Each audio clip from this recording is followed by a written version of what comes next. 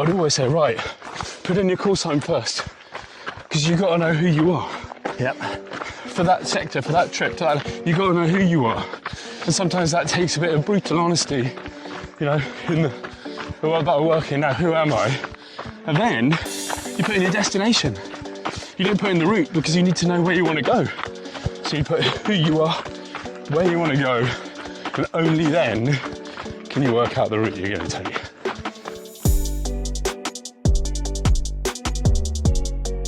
This is your company, the black box approach. Yeah.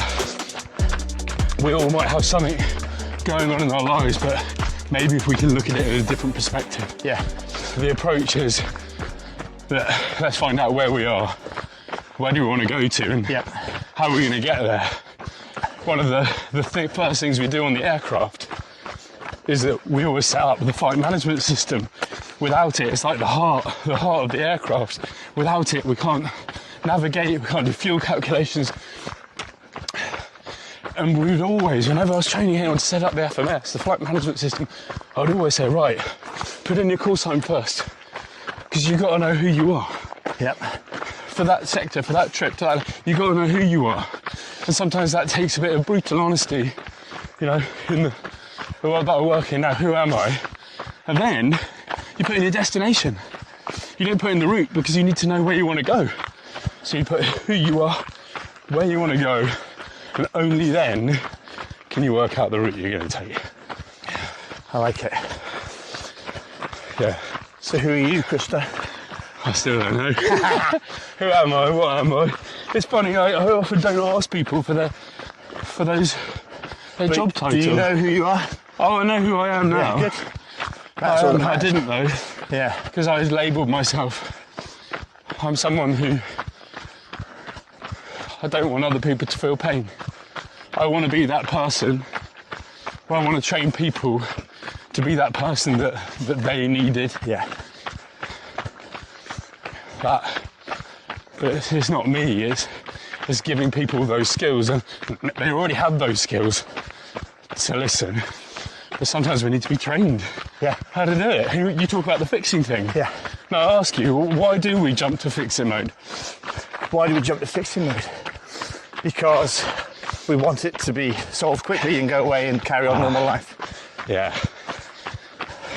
We don't want someone to be in pain emotionally or to have a problem. And there's this wonderful part about us that goes, you know what, let's fix it so you don't feel like that anymore. Yeah. But there's also this element of they've just given us a problem. Yeah. And that might make us feel uncomfortable. Yeah. So we want that problem to go away. So I just want it to be fixed and I've solved it and I'm okay. Oh yeah. Yeah, okay. I don't have that anymore. Yeah. And we do this at the end of the day, and I used to be good, I'd come home and I'd say to my wife, did you have a good day? I'd be nodding. You don't care actually. Yeah. Please say yes. Yeah. Please say yes. If it's bad, you're like, oh, I want to fix it. Yeah.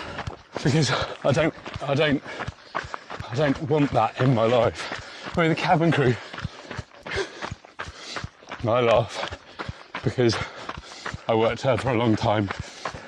But the cabin crew would always have to make sure that we were still breathing, alive and kicking. It's quite important. Yeah. Quite important in a plane. You'd have a long shift. And I'd always get a ding dong. Hi Christo, it's the cabin crew. Hi, how you doing? Other passengers. And there'd be this question of, you don't want a hot drink, do you? What does that mean? They don't want to make one. Right. You don't want a hot drink, do you? Yeah. Yeah, I did, but now we've used language to go, Yeah. no, you don't, do you, Christo? Oh, okay. So instead of fixing things, what do we do? We use silence. Yeah. We use what we call active listening. And that tip of, if I ever find myself, I think I'm listening, I'll always ask myself, am I just waiting for my turn to speak? Yeah. Because I'm not listening at all. Yeah. I'm just waiting. To say what you want to say. Yeah, say what I want to say. This little advice monster that sits here for these conversations when you're genuinely holding space with someone. That advice monster, they can just wait. Like with Nell and I quote of, get in the back of the van. It's just like, no, let this person feel genuinely heard. they don't want to talk about it, they don't have to talk about it. You can sit in silence. But it's that power of genuine human connection, of actually being with someone. And we don't have to have the answers. We just have to show someone that we genuinely care. Rather than, how you doing? Yeah, I'm fine. Oh, well, they said they were fine. It's like when we get that feeling that they're genuinely not all right, we ask them again, and we ask them, like, we genuinely mean it. And we can encourage that behaviour by doing it ourselves. When someone asks you, they say, how you doing? Fine is not a feeling. How you feeling? I'm fine. No, it's not. Give them back that genuineness. Genuinely. Blue today. Yeah. Bit tired. I'm grumpy with my knackered. kids. Yeah. Absolutely. Feeling strong. Yeah. Yeah. I'm feeling out of breath or whatever it is. And okay. Give an actual feeling. Give an actual.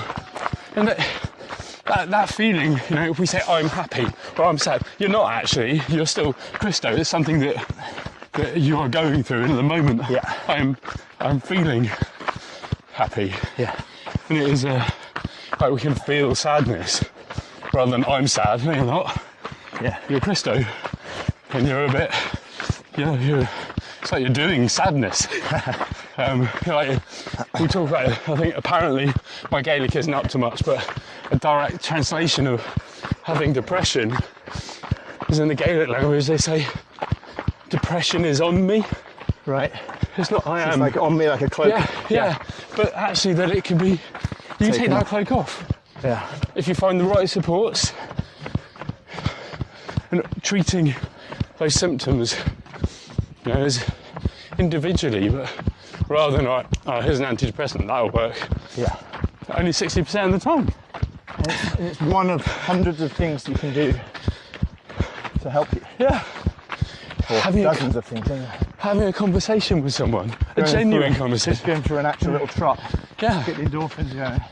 So what do you say then? We're coming towards the end of the run now. But, okay, someone who doesn't have your support around you, that doesn't have the support you did, right? Yeah. If they're on their own,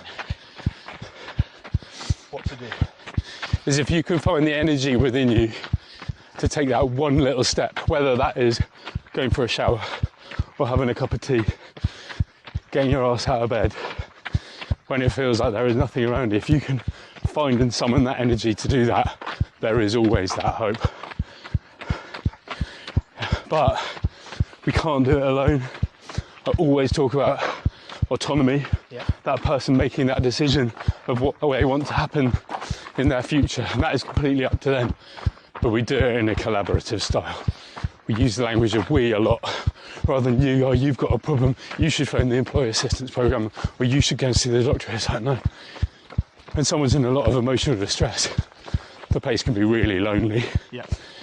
As soon as you hear this word of we, all right, I'm not on my own. We can do this together. You know, how would you feel about us phoning the doctor? How would you feel about going for a run together, or phoning the Samaritans together? Speakerphone. Yeah. I think even the Nokia 3210 had it. Absolutely genius. This is a collaboration. It's not, if I go give a telephone number to someone and they say, I'll go and phone this line. We did it together. Yeah. We're social beings. But there's so much stigma that surrounds it.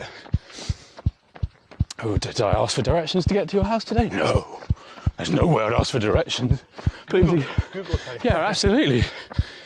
This perception that asking for help is a sign of weakness is just a load of rubbish. You've got to trust the person, haven't you? You ask. Yeah. But at some point, sometimes you just have to ask. And it's okay to ask. Yeah. And getting out of bed is a win. It is. Or opening your eyes is a win. Whatever it takes. Okay. So final thoughts, Christo. I've massively enjoyed this. It's been brilliant. I could probably do it. I know, you know what? I'm quite happy to go around again. But the batter at last, my right arm is cramp up. I've thoroughly enjoyed it. Thank you for coming on this run and talk with me. My pleasure. Thank you very much for having me. More resilient at the end of it. Thanks. And check out the Black Box Approach online, check out Christo on all the socials, Yeah. LinkedIn, etc. And put any comments and stuff below this video. Brilliant. See ya. Thanks, man. Pleasure. Woo.